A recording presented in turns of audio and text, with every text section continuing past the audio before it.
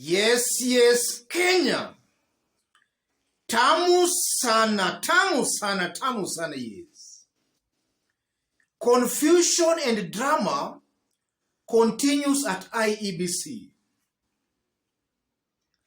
IEBC has filed an affidavit at the Supreme Court of Kenya, urging the court to nullify this year's presidential elections. IEBC. Yes. So in this video, even before we continue, I want us to have a keen look at the affidavit, for it's going to form the basis of our analysis and the discussion right now. Yes. Let me read it for you. Unilateral action by the second respondent through unconstitutional allocation to himself unconstitutional powers of returning officer in clear derogation of Article 138 of the Constitution. And then the reliefs sought. In light of response to the petition and the affidavit in support, the first respondent praised that this honorable court issues the following orders. A.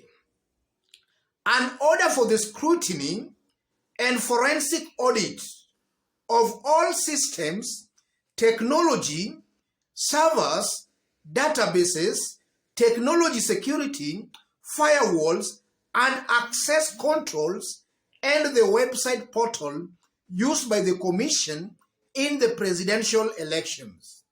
Such audit should include the role and access rights of all officers, including contractors, the KIMS turnout, reporting logs, KIMS result transmission logs for the polling station, KIMS result transmission logs for the constituency tallying, and the KIMS result transmission logs for the National Tallying Center. B. An order that the result announced by the second respondent on 15th August 2022 is unverifiable and therefore invalid. C. An order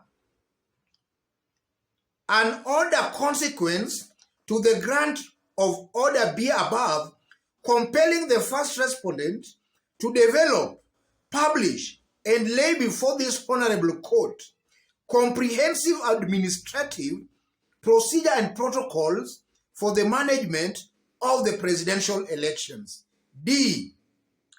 An order of this court barring the second respondent or any person from victimizing or spreading propaganda or in any way interfering with the ability of the 5th, 6th, 7th, and 8th respondent to discredit or to discharge their constitutional and statutory mandate as members of the Commission. E. Such other orders as this honorable court deems fit to make. Dated at Nairobi this 26th day of August 2022. Isa and Company, advocates for the first respondent. That's the end of the story. That's an affidavit filed at the Supreme Court of Kenya, requesting the court to invalidate this year's presidential elections. That's an affidavit filed by IEBC.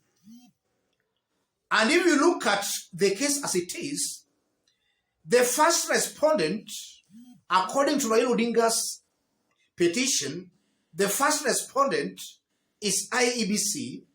The second respondent is Wafula Chebukati. And then Chirera, Wanderi, Masit, and Nyang'aya are 8th, 7th, sixth and fifth respondent.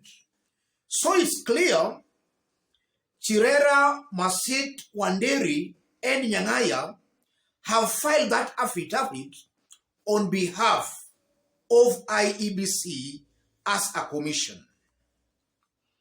So we have 4 commissioners filing an affidavit, or rather swearing an affidavit, urging the Supreme Court to invalidate the presidential elections.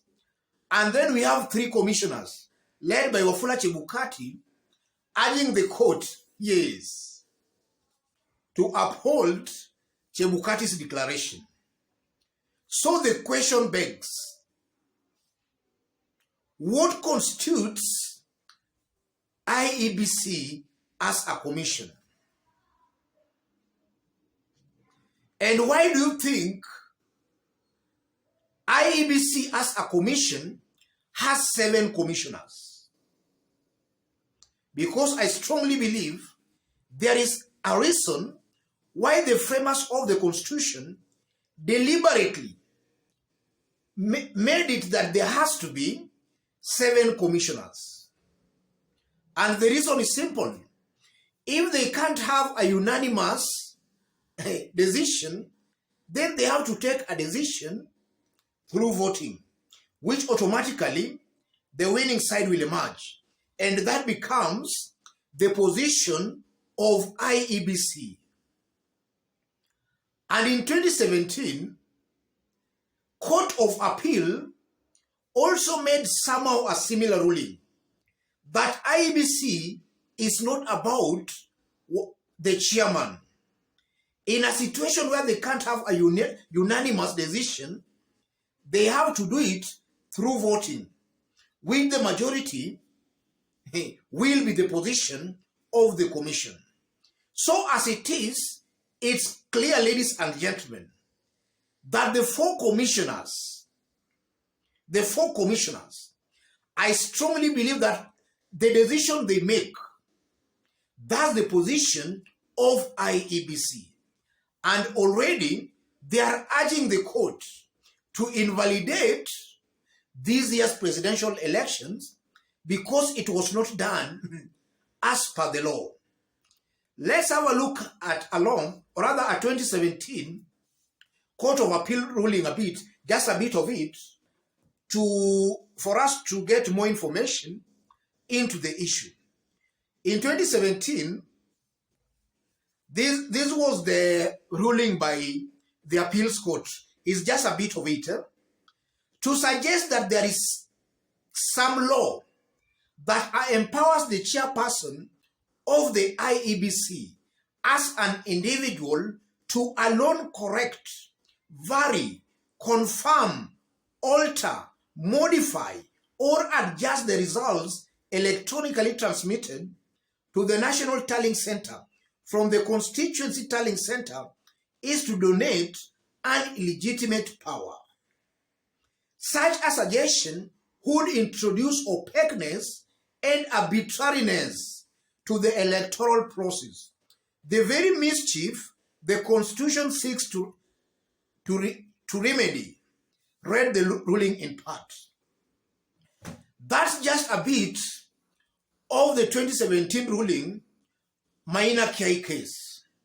And if you go through the whole ruling, Court of Appeal made it very clear that in a situation where the commission cannot come with a unanimous decision, they have to do that through voting, where the majority, that's the voice or the position of the commission. So it's going to be a very interesting hearing at the Supreme Court. And just as I did state in our earlier analysis, this case is going to be very easy for the Supreme Court judges. If it's the law, they are going to follow. If it's about evidence, then this case is going to be very easy for them, because the commission itself is urging the court, a majority of the commissioners who are actually representing the commission are urging the court to invalidate this year's presidential elections. And the reason for that is because the second respondent, in this case Wafula Chebukati, never followed the law. Yes. And even Chebukati himself is on record admitting that about 27 constituencies, their results were not verified. And their results were not even declared before you declared William Ruto the president-elect. So it's clear, ladies and gentlemen, this is going to be a very easy case for the Supreme Court. If it's the law and evidence, they are going to follow. It should be an easy case for them. And this is why I still maintain that maybe in 2022 might be the end of electoral fraud in this country. It is most likely going to be the end. Let me conclude it there. But in case you are watching us for the very first time, subscribe, give this video a like. And to our fans and subscribers here, I'm very much humbled, very grateful for the kind of support you are giving me here. God bless you, God bless Kenya. And to any other person, I've pinned my number on the comment section. In case you want to have a chat with me or you want to support this channel, reach out to me through the number I've pinned on the comment section. And to any other person, that's the kind of analysis we do here. We don't beat about the bush. We go straight onto the point. We call it as it is without fear or favor. In case you have not yet subscribed, kindly subscribe, give this video a like. And to any other person watching us outside Kenya, drop a comment, let us know from which part of the globe you are watching us from. And if possible, subscribe, give this video a like. Thank you, God bless you, God bless Kenya.